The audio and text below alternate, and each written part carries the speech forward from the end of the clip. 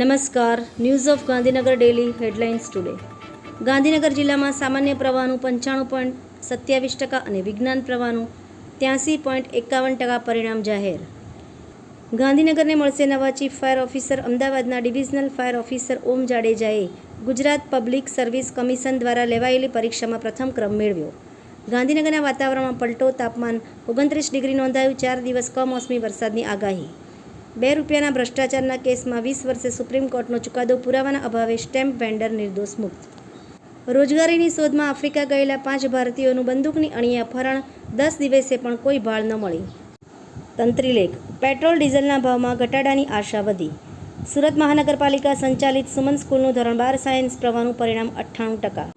અનુભા, રાજદીપ અને એક યુવતીના ત્રાસથી આત્મહત્યા કરું છું. રાજકોટમાં અમિત ખૂંટના આપઘાત કેસમાં નવો વળાંક. કલોલમાં મકાન વિવાદ. માતાએ પુત્ર પર લાકડી વડે હુમલો કર્યો. જાનથી મારી નાખવાની ધમકી આપી.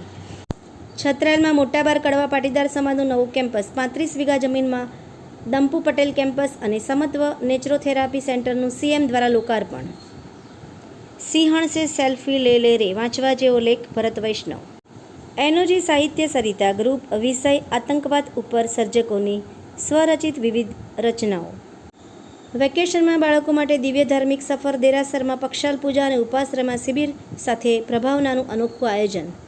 ડાંગ જિલ્લા પોલીસ દ્વારા સુરક્ષા સેતુ સોસાયટી અંતર્ગત સાપુતારા ખાતે એસપીસી સમર કેમ્પ 2025નો પ્રારંભ કરાયો. બોટાદ જિલ્લા મજદૂર સંઘ બીએમએસ બોટાદનું જિલ્લા અધિવેશન યોજાયું. મેટ્રો રેલની કામગીરીને કારણે માર્ગોની ફૂટપાથને નુકસાન. કલોલ કેન્દ્રનું ધોરણ 12નું પરિણામ જાહેર. સામાન્ય પ્રવાહમાં 91.78% અને વિજ્ઞાન પ્રવાહમાં 85.19% પરિણામ. અકસ્માત અટકાવવા સૂચના. નર્મદા કેનાલથી ભાટ સુધી ડાયવર્ઝન પુલ પર ક્રેશ બેરિયર લગાડાશે. પાટણના હારીજ હાઈવેથી કતપુર સુધી નવીન ડામર રોડનું કામ શરૂ.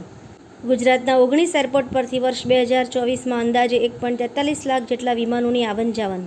કુલ 1.70 કરોડથી વધુ યાત્રીઓએ લીધો લાભ. આભાર. મીનાક્ષી રાવલ, ગાંધીનગર. ન્યૂઝ ઓફ ગાંધીનગર દૈનિક જન ફરિયાદ ન્યૂઝ.